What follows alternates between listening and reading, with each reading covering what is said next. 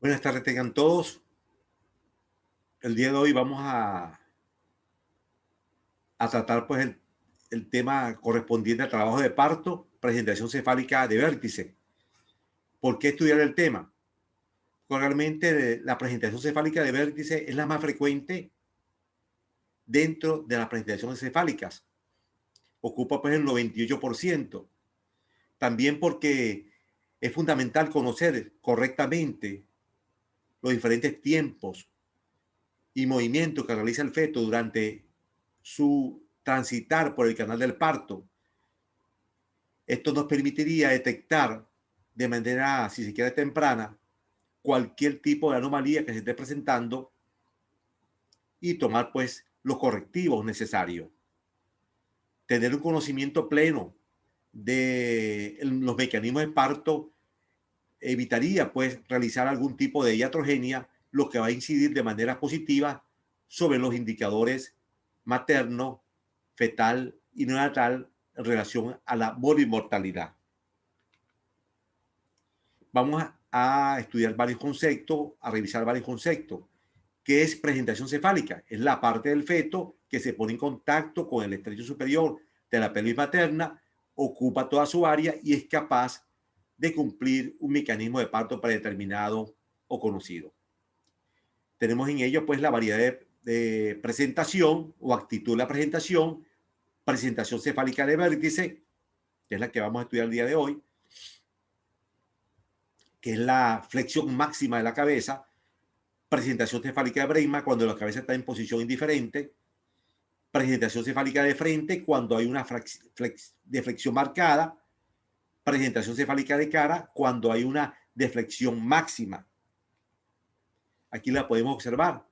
Esta es la variedad o actitud de la presentación con flexión máxima de la cabeza, que es la de vértice, indiferente. La flexionada, aquí tenemos pues la deflexión marcada, que es la de frente, y la deflexión máxima, que es la de cara. ¿Cuál es la frecuencia de las presentaciones en el Hospital Universitario de los Andes de 2017? Ellos consiguieron que el 96% eran cefálicas y el 4% eran podálicas. De las cefálicas, la más frecuente es la de vértice, como les mencioné, 98%, seguidas pues con una muy baja frecuencia de la de Bregman, 1%, la de cara, 0.6%, y la menos frecuente, la de frente, con 0.4%. En relación a la variedad de posición, tenemos que 68% de la presentación cefálica de vértice eran occipito ilíaca izquierda anterior. Un 22% eran occipito ilíaca derecha posterior y un 10% correspondían a las otras variedades de posición de este tipo de presentación, de esta modalidad de presentación. Se define la presentación cefálica de vértice cuando el feto en situación longitudinal, la cabeza se encuentra en una actitud de flexión completa o bien flexionada, ofreciendo el diámetro suboccipito frontal con un perímetro de 33 centímetros o el diámetro suboccipito bregmático 9.5 centímetros y un perímetro de 32 centímetros al estrecho superior de la pelvis materna. O sea, ofrece esos diámetros al estrecho superior de la pelvis materna. Tiene 3 variedades de posición derecha, 3 variedades de posición izquierda, una variedad de posición directa anterior y una variedad de posición directa posterior. La variedad de posición derecha de la cefálica de vértice tenemos que esta es la occipito ilíaca derecha anterior, cuando el occipital se pone en contacto con la eminencia iliopectinia derecha. Occipito ilíaca derecha transversa cuando el occipital se orienta hacia la parte más alejada de la línea ginominada derecha. Occipito ilíaca derecha posterior cuando el occipital se pone en contacto con la articulación sacroiliaca derecha. las izquierdas tenemos la occipito ilíaca izquierda anterior, cuando el occipital se pone en contacto con la eminencia y la pectina izquierda, occipito ilíaca izquierda transversa, cuando se pone en contacto el occipital con la parte más alejada de la línea innominada izquierda, y la occipito ilíaca izquierda posterior, cuando el occipital se orienta hacia la articulación sacroiliaca izquierda. Y las directas tenemos la directa anterior, o occipito púbica, y la directa posterior, o occipito sacra. Cuando el occipital se pone en contacto con o se orienta hacia el pubis, decimos que se trata de una occipito púbica o directa anterior, que es en este caso. Cuando el occipital se pone en contacto con el sacro, decimos que se trata de una directa posterior o occipito sacra.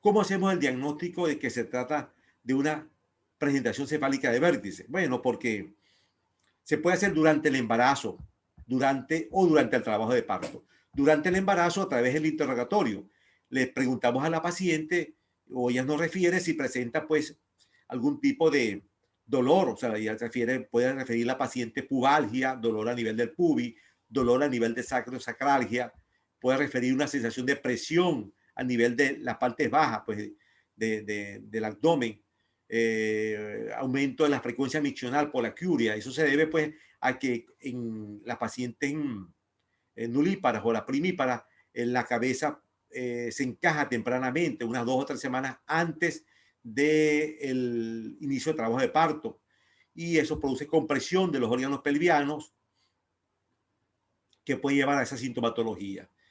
O sea, ayudan pues al diagnóstico, realmente no son de certeza. Y en relación pues a las pacientes multíparas, realmente ese descenso, ese encaje en la presentación no ocurre en ella, o si lo hace con muy baja frecuencia. Por eso es que la sintomatología en ella es mucho menor, o no la presentan. También nos pueden referir la multípara que ha tenido pues partos anteriores a término, naturales, encefálicas, o sea, que nos hace pensar que ese realmente también se trata de un parto encefálica.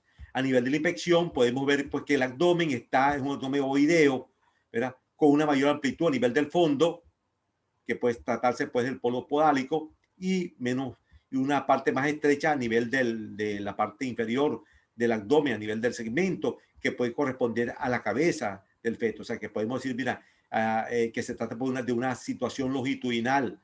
Y si es longitudinal, en este caso el polo que está aquí es el polo podálico, podemos sospechar de que se trata de una presentación cefálica y la más frecuente es de vértice. A nivel de la palpación, utilizando las maniobras de Leopold, podemos determinar que con la primera maniobra, el polo que está a nivel del fondo uterino.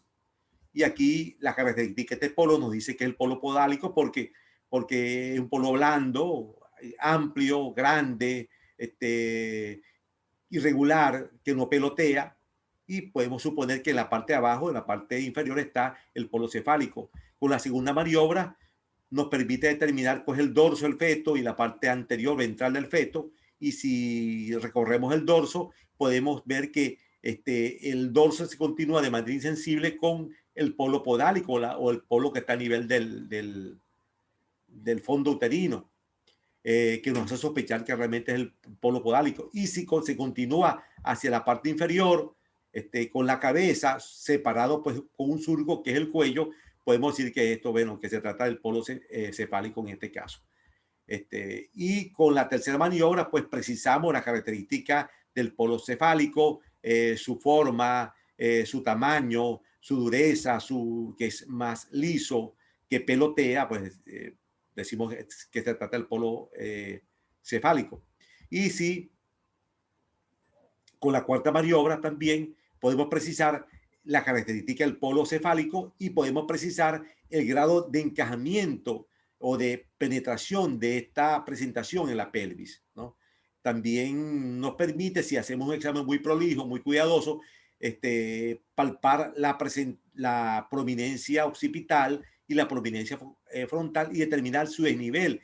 Si se puede determinar que la prominencia occipital está más descendida que la frontal, podemos sospechar de que se trata pues de una presentación cefálica flexionada, y de ellas pues la más frecuente es la presentación cefálica de vértice. En la ocultación,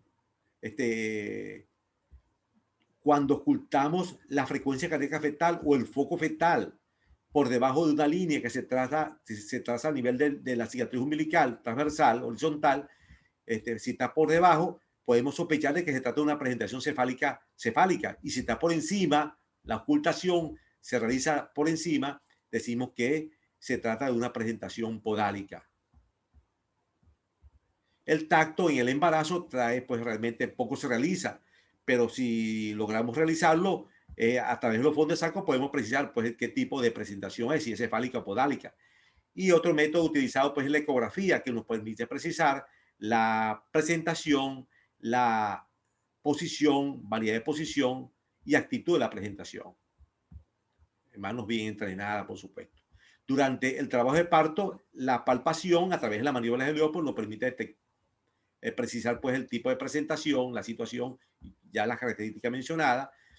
Y el tacto vaginal aquí es que tiene su mayor aplicación. Realmente, además de ver las características del cuello, que si ese cuello está dilatado, si la membrana está íntegra o rota, podemos pues precisar cuál es el polo que se está presentando,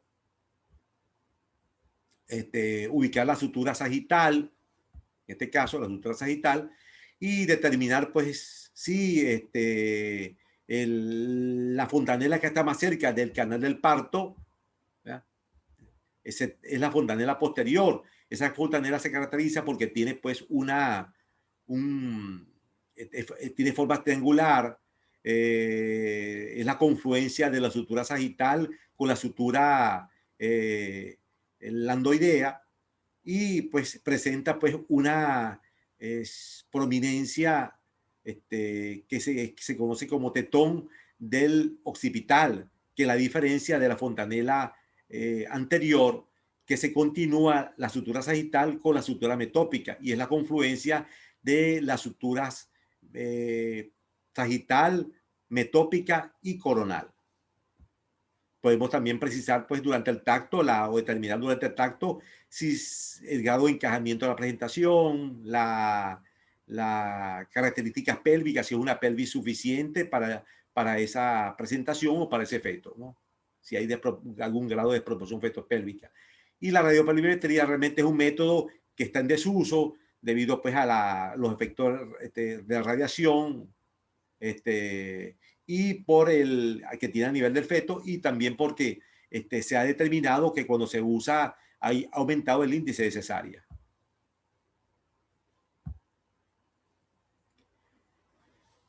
El efecto de las contracciones uterinas es que el feto franquee el canal pélvico genital hasta su salida al exterior. El conjunto de movimientos pasivos que el feto realiza durante pues, el proceso del parto se conoce como mecanismo del parto. Realmente ellos no se cumplen de manera, si se quiera, por tiempo, de manera por planos. Y se ha utilizado pues desde el punto de vista didáctico, con un propósito didáctico para poder explicar pues el mecanismo de parto de la presentación cefálica de vértice. Y ellos tenemos pues el primer tiempo, que es la acomodación de la cabeza al estrecho superior; el segundo tiempo, encaje y descenso de la cabeza; el tercer tiempo, que tiene dos momentos: la rotación interna de la cabeza y la acomodación de los hombros del estrecho superior; el cuarto tiempo, igualmente, desprendimiento de la cabeza y encaje y descenso de los hombros; el quinto tiempo, rotación interna de la cabeza y rotación externa de los hombros y rotación externa de la cabeza; y el sexto tiempo, desprendimiento de los hombros y expulsión del resto del cuerpo fetal. Y en el primer tiempo se trata pues de la acomodación de la cabeza al estrecho superior. Para cumplir este tiempo, la cabeza debe orientarse al diámetro pelviano más conveniente, y debe disminuir los diámetros cambiando de actitud. Entonces acá vemos que la cabeza en posición indiferente va a flexionarse, o sea, va a pasar del diámetro occipito frontal, que mide 12 centímetros, a un diámetro suboccipito frontal o suboccipito plegmático. Eso de realmente si se trata del suboccipito frontal y suboccipito plegmático, algunos dicen que la flexión es progresiva, o sea que comienza en las partes altas del estrecho superior, la parte del estrecho superior, y comienza a medida que desciende,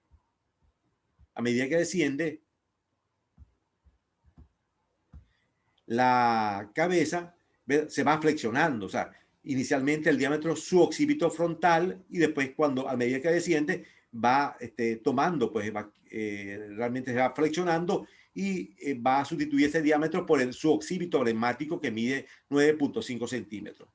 Se dice que esa flexión se debe a la ley de las palancas, o una de las teorías que tratan de explicarla, y es que la presión de la contracción uterina que se transmite a través del tallo rígido, que es la columna, actúa sobre los brazos de palanca que están a nivel de la cabeza. La cabeza tiene dos brazos de palanca, según Tarnier, un brazo de palanca anterior que va, o frontal, que va desde la primera vértebra cervical hasta el mentón, llamado también brazo de palanca frontal, y un brazo de palanca posterior o occipital que va desde la primera vértebra cervical hasta el occipital.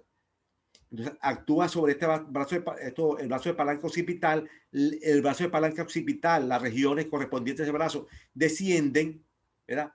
Por supuesto, porque la presión, la resistencia está a nivel del brazo de palanca anterior, y eso hace que la cabeza se flexione, sustituyendo el diámetro occipito frontal 12 centímetros por el diámetro suboccipito frontal o suboccipito plegmático. Y luego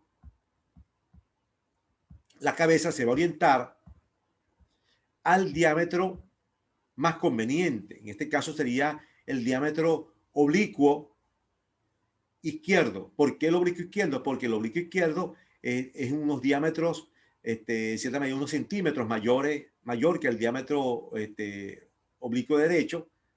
El oblicuo izquierdo mide 12.5 y el derecho mide 12 centímetros. También eso se debe, una de las cosas que la trata de explicar es que por la torsión del útero, por la inclinación del fondo uterino hacia la derecha, por la forma aplastada del útero, o sea, que hace que ese diámetro sea algo mayor que el derecho. Entonces, ahí ya en ese momento, cuando ocurre pues la orientación al diámetro pelviano más conveniente y se disminuye, se produce pues un cambio de actitud, se ha cumplido el primer tiempo. Entonces, ¿cómo hacemos el diagnóstico? Porque la presentación está en primer plano. ¿Cuándo está la presentación en primer plano? Cuando la cabeza, la parte más descendida de la cabeza, ha llegado pues al estrecho superior o lo rebasa ligeramente.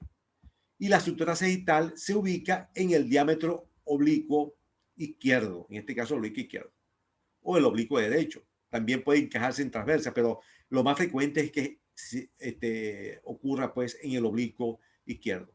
La fontanela menor está más cerca de las líneas innominadas, o sea, está más cerca de lo que llaman el centro del canal del parto. Si se encuentra en el centro del canal del parto, se dice que la cabeza está muy flexionada, está en hiperflexión.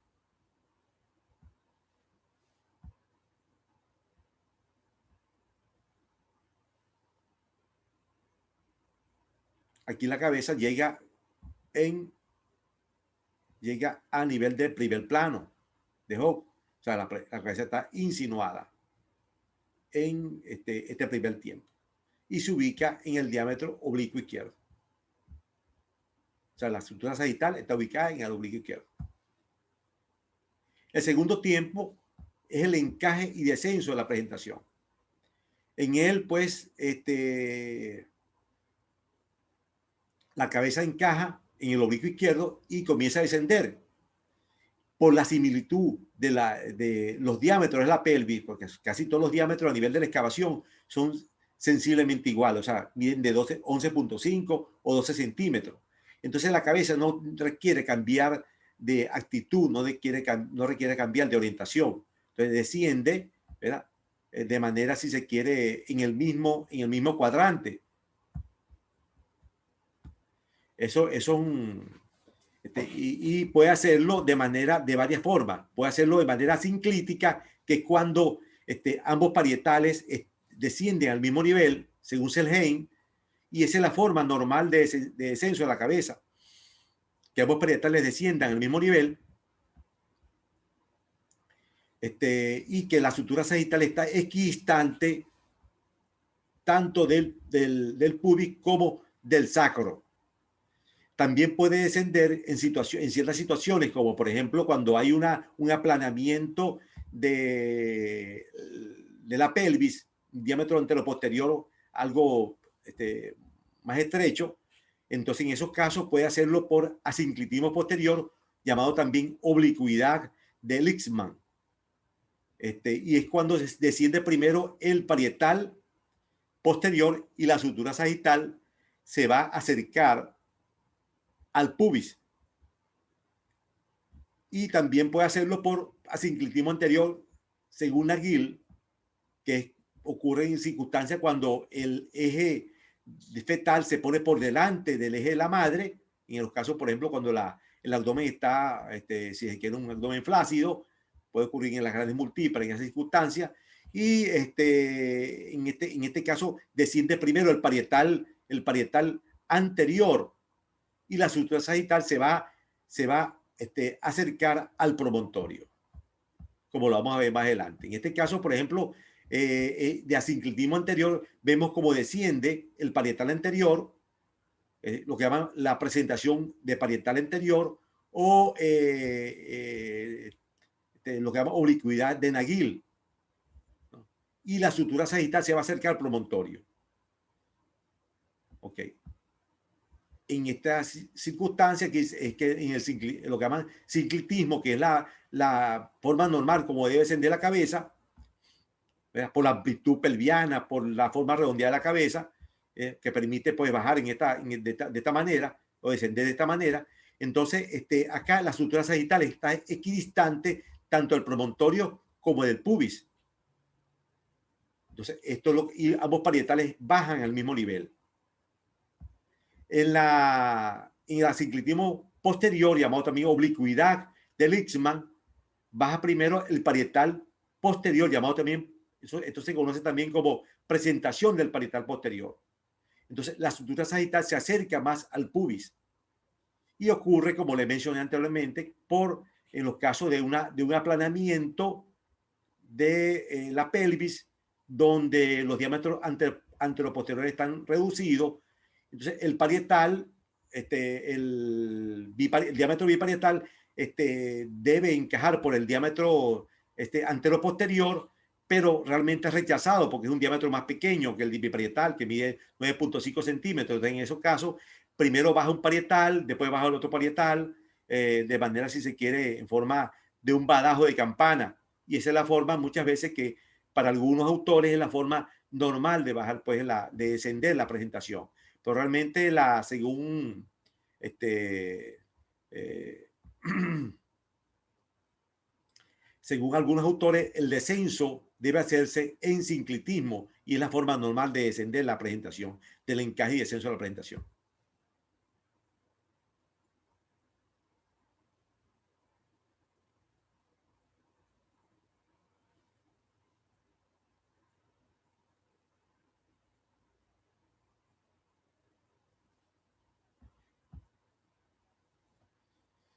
¿Cómo hacemos el diagnóstico de que se trata de que se cumplió este tiempo? Bueno, porque la cabeza está encajada. ¿Y cuándo está encajada la cabeza? Cuando el perímetro cefálico ha sorteado el diámetro, o sea, lo que llaman el estrecho superior, ¿no?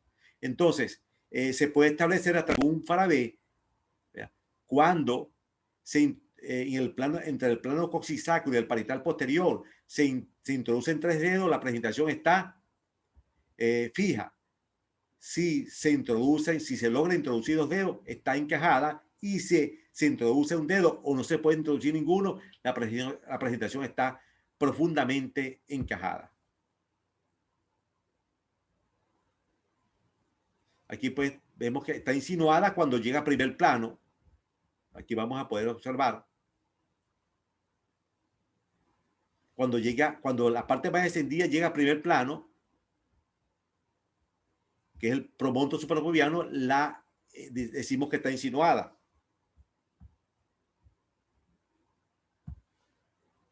Cuando la parte más extendida llega a segundo plano, o el bisagro subpubiano, el diámetro del bisagro subpubiano, decimos que está fijada.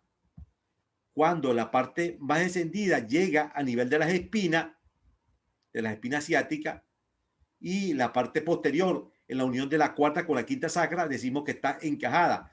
Y está profundamente encajada cuando llega a nivel de la punta del coxis, la parte más extendida. Profundamente encajada. Entonces vamos a terminar pues en esta parte. Los invito para la segunda parte. Muchas gracias.